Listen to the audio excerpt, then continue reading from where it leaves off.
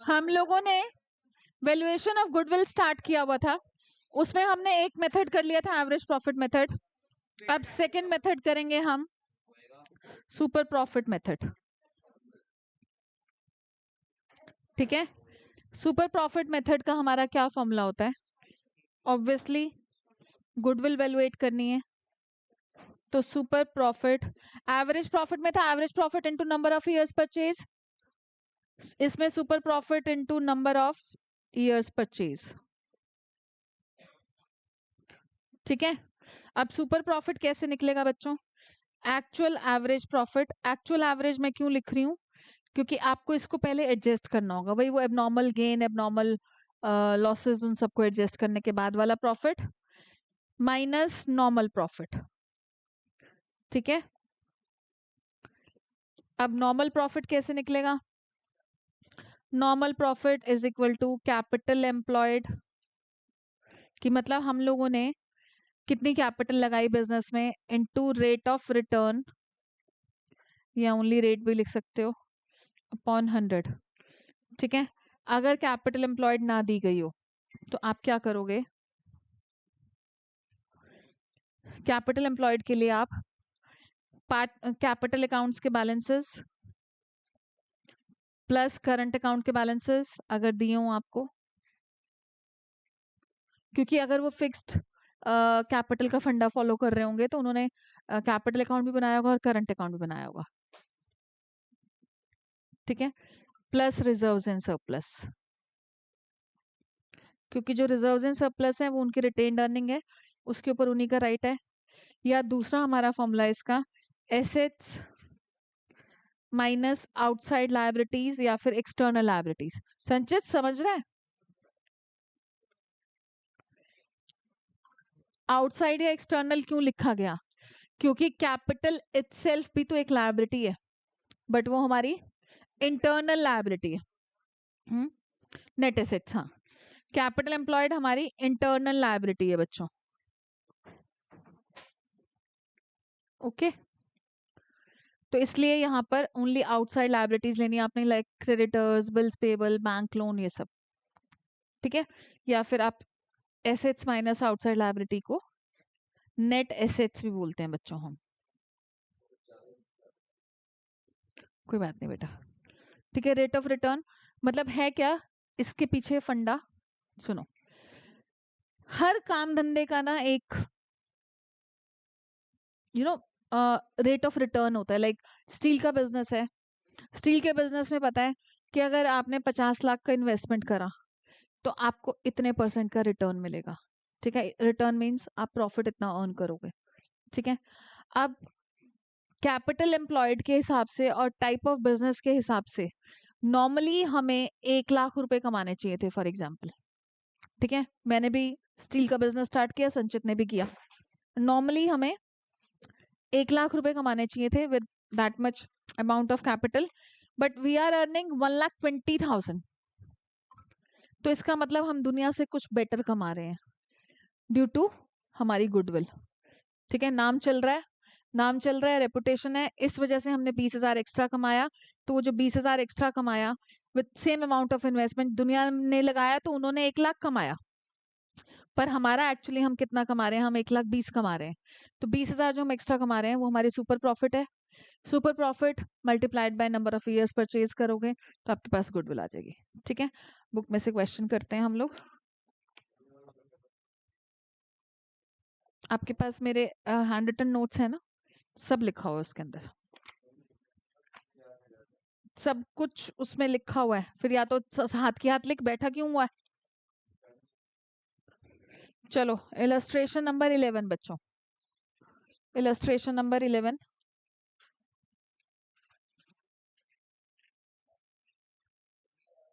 TS Grewal,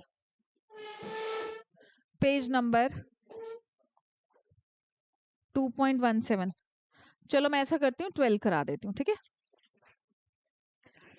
Perl and Ruby were partners in a firm with a combined capital of 2.5 lakh. In total capital दोनों कितनी है? दोनों partners की कितनी है? 2,50,000।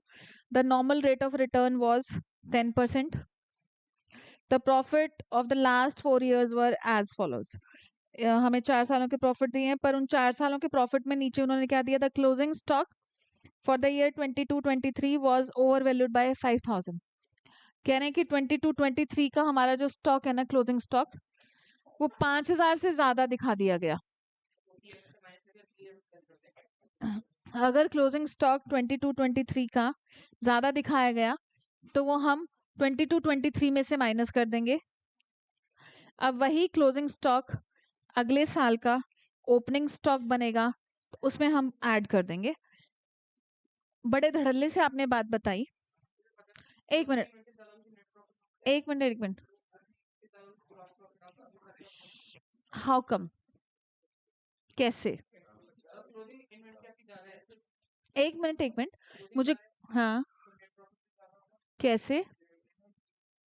कैसे? एक मिनट, सब चुप रहेंगे, सिर्फ यही एक्सप्लेन करेगा, क्योंकि ये रट्टू तोते वाले काम करके आता है। क्यों? रीजन क्या है? स्टॉक ज्यादा हुआ तो प्रॉफिट ज्यादा कैसे हुआ? ये क्या बात हुई? बताओ, बताओ, बताओ, ऐसे नहीं ना बेटा, कुछ तो रीजन होगा, रट्टे नहीं लगाने ना चीजों को। या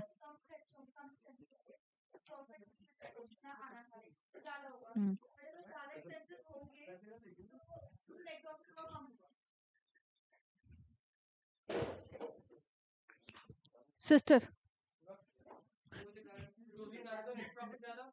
कैसे?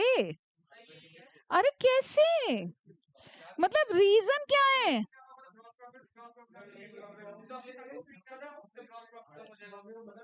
कहाँ क्या देख कर आ रहे हो? रीजन अच्छे से नहीं जान कर आ रहे हो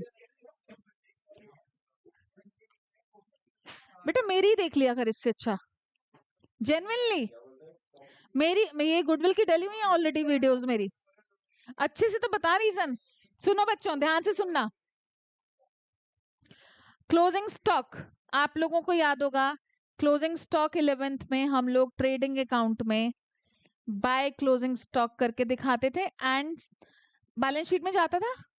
ठीक है, अगर मैंने यहाँ क्रेडिट साइड में कोई कंटेंट बढ़ा दिया तो ऑब्वियसली उसकी वजह से उस पर्टिकुलर ईयर का ग्रॉस प्रॉफिट ज्यादा आया होगा। अब वही ग्रॉस प्रॉफिट उस ईयर के प्रॉफिट एंड लॉस अकाउंट में यहाँ पर बाय जीपी करके आया होगा, ज्यादा जीपी ज्यादा आया होगा, तो उस वजह से नेट प्रॉफिट भी ज्यादा आया होगा। इसलिए उस पर्टिकुलर ईयर में हम स्टॉक का ओवर वैल्यूएशन माइनस कर देते हैं, क्योंकि उतने अमाउंट से 5000 से हमारा नेट प्रॉफिट बढ़ गया। ठीक है, और नेक्स्ट सेशन में हम उसको प्लस क्यों करते हैं? तो क्या हुआ, इन्वेंट्री तो इन्वेंट्री है बेटा, क्योंकि ओपनिंग इन्वेंट्री इधर खर्चों वाली साइड पर आती है। तो अगर यहाँ पर आप खर्चे ज्यादा दिखाओगे तो आपका ग्रॉस प्रॉफिट कम आएगा, ग्रॉस प्रॉफिट कम आएगा तो उस वजह से नेट प्रॉफिट भी कम आएगा। इस वजह से हम उसको नेक्स्ट सेशन पर भी इम्पैक्ट देते हैं, क्योंकि एक साल का क्लोजिंग स्टॉक अगले साल का ओपनिंग स्टॉक। ठीक है जशित, क्लियर है रीजन? ठीक है, रट्टे नहीं लगाने, आपसे वाइवा में भी पूछा जा सकता है, क्योंकि कि क्या रीजन है भाई। ओके, रट्टे बिल्कुल नहीं लगाने। मुझे बोल दिया कर, मैं सर्च मार के तेरे को वीडियो भेज दूंगी बेटा, अगर तुझे जल्दी है। जेन्युइनली देख, पता है क्या है, फेब्रवरी मार्च तक जब तक बोर्ड एग्जाम्स नहीं हो जाते, मेरे से ही डाउट लोगे ना, मेरे तरीके पर ही फाइनली आना पड़ेगा आपको, ये भी बता रही हूँ मैं आपको।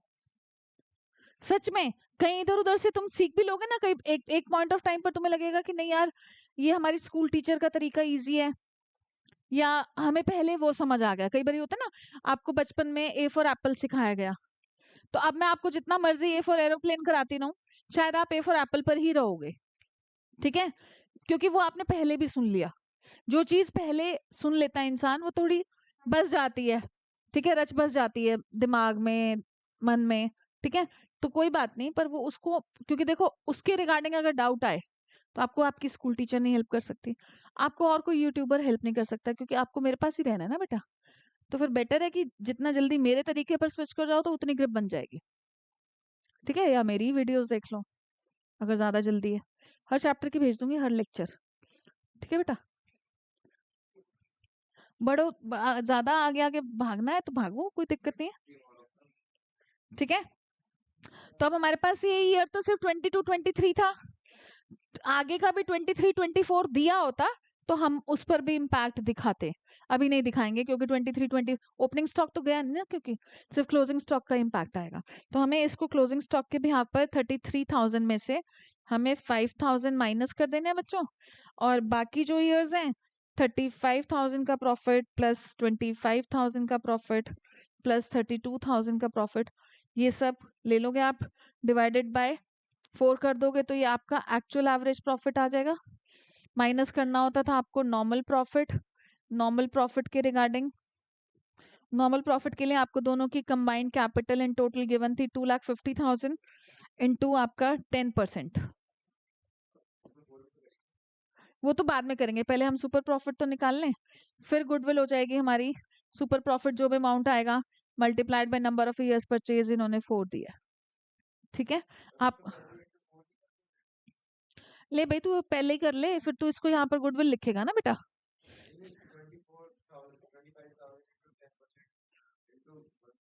नहीं नहीं, आप फाइनल आउटकम को मल्टीप्लाइड बाय 4 करोगे। ठीक है, नेक्स्ट वन फॉर्मूला है बस, और कुछ नहीं है, नहीं कंफ्यूजन कुछ भी नहीं है। नेक्स्ट वन देखो, इलस्ट्रेशन नंबर 13, डिस्कशन से ही काम चल जाएगा। Average net profit of home depot expected in future, this is not actual average profit, कह रहे हैं कि हम एक्सपेक्ट कर रहे हैं कि हम इतना प्रॉफिट कमाएंगे। तो 54,000 दिया इन्होंने एक्सपेक्टेड, एक्चुअल करने के लिए आगे जाकर बोल रहे हैं लोग कैपिटल एम्प्लॉयड भी दी है 3 lakh, normal rate of return is 10%, तो आपका नॉर्मल प्रॉफिट कितना आ जाएगा 30,000। ठीक है, तो नॉर्मल प्रॉफिट 10% करके 30,000 आ गया। इसके बाद आपको ये देखो बस, ये तो चार्ज होने ही आता है ये 30,000, और एक्चुअल एवरेज करने के लिए आपके पास ना मैनेजमेंट कॉस्ट दी है, एक खर्चा बता रहे हैं कि हम एक खर्चा करना भूल गए थे, तो वो 9,000 रुपीज का खर्चा माइनस कर दोगे तो एक्चुअल एवरेज प्रॉफिट हो गया 45। सुपर प्रॉफिट कितना हो जाएगा बच्चों, 45,000 हम एक्चुअली कमा रहे हैं, और यूजुअली नॉर्मली 30,000 अर्न होना चाहिए था, तो 15,000 का हमारा सुपर प्रॉफिट हो गया। तो गुडविल, हमारी गुडविल क्या हो जाएगी, 2 ईयर्स परचेज बोला है तो 15,000 इंटू 2 30,000 रुपीज। ठीक है, सबसे पहले ऊपर फॉर्मूला लिखना है, वर्किंग के लिए नीचे जाना है। आप देख रहे हो मैं ऊपर से नीचे भाग रही हूँ बार बार, क्योंकि मुझे सबसे पहले टीचर को वही देना है। इलस्ट्रेशन नंबर 14, मतलब हमें सबसे पहले लिखना ही यही है बच्चा कि goodwill is super profit into जितना भी number, yes is normal profit, formula है। एक्चुअल एवरेज के लिए आप वही तीनों चारों के सालों के प्रॉफिट्स को ऐड करो, डिवाइड कर दो। 3 साल का दिया है तो तीनों को 3 ऐड करके डिवाइडेड बाय 3, 4 दिया है तो 4 ऐड करके डिवाइडेड बाय 4।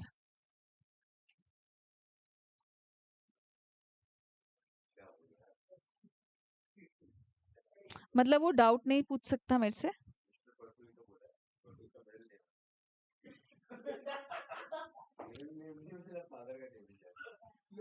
नहीं, मिडल है, मिडल है।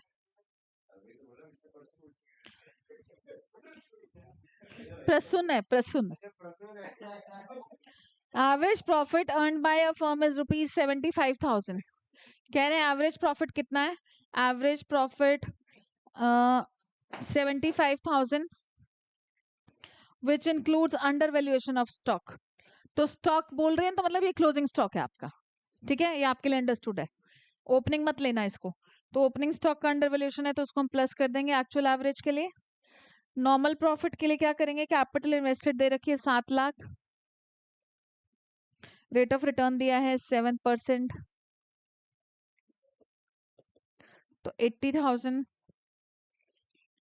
माइनस 49,000, 31,000 का हमारा सुपर प्रॉफिट हो गया। गुडविल बोला है 5 टाइम्स ऑफ सुपर प्रॉफिट, तो 31,000 मल्टीप्लाइड बाय 5, 1,55,000। अंश ध्यान दे रहा है ना बेटा। वैसे ये चैप्टर पूरा कंप्लीटली आपका फॉर्मूला बेस्ड चैप्टर ही है, ठीक है। आ जाती हूँ मैं जरा कैपिटलाइजेशन वाले मेथड पर, थर्ड मेथड पर आ रही हूँ directly. Capitalization of super profit पहले करा रही हूँ, कैपिटलाइजेशन ऑफ एवरेज प्रॉफिट है बेटा, वेरी इजी। नहीं नहीं नहीं नहीं नहीं, चार हैं, capitalization of super profit and capitalization of average profit, चार ही हैं। यस, अभी बता रही हूँ।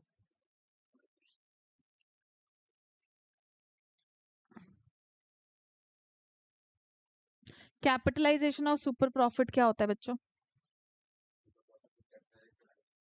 Goodwill is equal to super profit into 100 upon rate, ठीक है। Super profit as you know actual average profit minus normal profit, normal profit capital employed into rate upon 100, ठीक है। यहाँ उल्टी कहानी है, 100 अपॉन रेट है, यहाँ रेट अपॉन 100 है, फाइन। इसके बाद आ जाते हैं capitalization of average profit, formula discuss कर लेती हूँ क्योंकि फॉर्मूला के अराउंड ही घूम रहा है सब कुछ, कुछ खास कराने लायक नहीं है, आप लोगों से क्वेश्चन कराऊंगी मैं।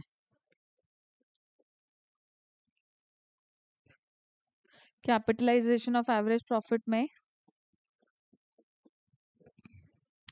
Goodwill is equal to total capitalized value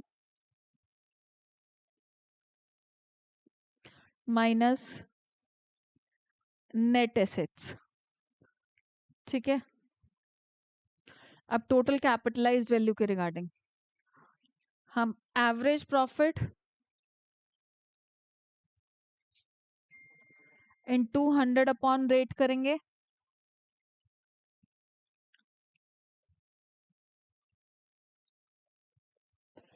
net assets again आपका एसेट्स माइनस आउटसाइड लायबिलिटीज होगा, ठीक है,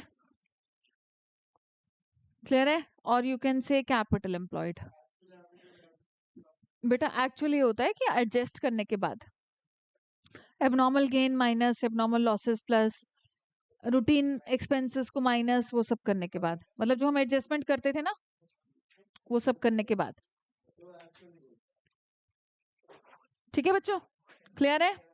इस चैप्टर में यही फॉर्मूलाज हैं, आप लोगों से क्वेश्चन करा रही हूँ फॉर्मूला दिखा के, ठीक है।